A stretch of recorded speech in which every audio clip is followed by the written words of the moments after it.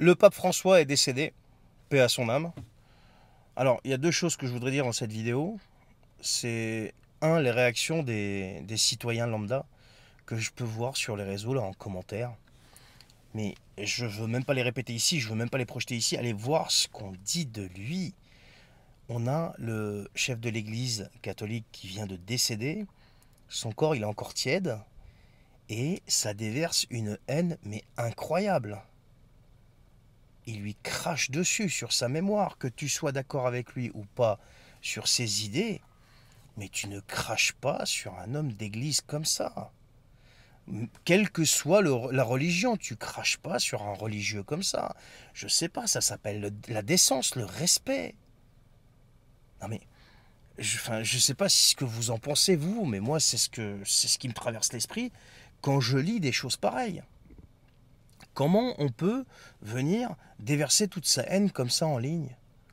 Entre ceux qui te disent oui, c'était un pro-vac ARN, celui qui te dit oui, c'était un globaliste, celui qui te dit que c'était un satan. Non mais vous allez bien là? Est-ce que vous allez bien? Non mais c'est un truc de malade, je comprends pas ça. Alors ça c'est pour les citoyens lambda. Donc un peu de respect s'il vous plaît, un peu de respect. Enfin je sais pas si c'est pas trop demandé quoi. Bref. Ensuite, on a le bal des hypocrites. Là, le bal des hypocrites, c'est qui? C'est tous les politiciens. Alors, j'en ai fait une petite sélection, parce qu'il y en a tellement. Vous savez, tous ces politiciens français qui ont passé leur vie à promouvoir la déchristianisation de ce pays, à tout faire pour écraser la religion chrétienne, la religion catholique. Et aujourd'hui, ils viennent te sortir des trucs, c'est limite émouvant, en fait. C'est limite émouvant. Alors, le premier que j'ai sélectionné, c'est qui? C'est Nicolas Sarkozy. Nicolas Sarkozy, il nous dit quoi? Il nous dit: le pape François aura attendu de pouvoir vivre Pâques et la joie de la résurrection, qu'est-ce qu'il y connaît à la résurrection, lui, pour rendre son âme à Dieu. Ceux qui y croient au ciel y verront un signe d'espérance. Non mais Nicolas Sarkozy, s'il te plaît.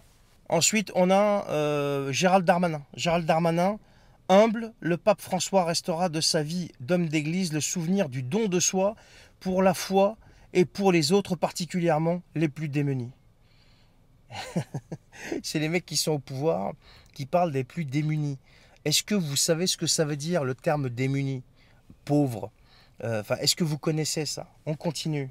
On va passer un petit peu à gauche. Najat Vallaud-Belkacem, c'était il y a exactement 9 ans, donc elle parlait de sa rencontre avec le pape. Je n'ai jamais oublié depuis l'humanité intense de son regard. Ouais, d'accord. Un saint homme nous a quittés et cela ne laisse personne indifférent. Non mais vous comprenez le délire? Bref. Toujours à gauche, Anne Hidalgo. Alors elle a fait l'action de ouf. Afin d'honorer la mémoire du pape François, la tour Eiffel sera éteinte ce soir et je proposerai qu'un lieu à Paris porte son nom. Que son message universel continue d'inspirer les générations à venir. Alors elle, j'ai même plus de mots en fait. Non mais vous voyez, ça c'est la gauche française. Ces gens-là sont les descendants des types qui ont tout fait pour effacer la religion chrétienne de ce pays. Alors qu'elle est présente dans ce pays, elle a forgé ce pays depuis mais des siècles et des siècles et des siècles. Bref, donc ça c'est pour Hidalgo. Ensuite, on a qui? On a Flamby 2027. Le pape François avait voulu donner à son pontificat une dimension résolument sociale en portant son attention et en concentrant ses visites sur les pays les plus pauvres de la planète. Tiens, c'est encore Flamby qui parle des pays les plus pauvres et des pauvres. C'est quand même assez intéressant, hein.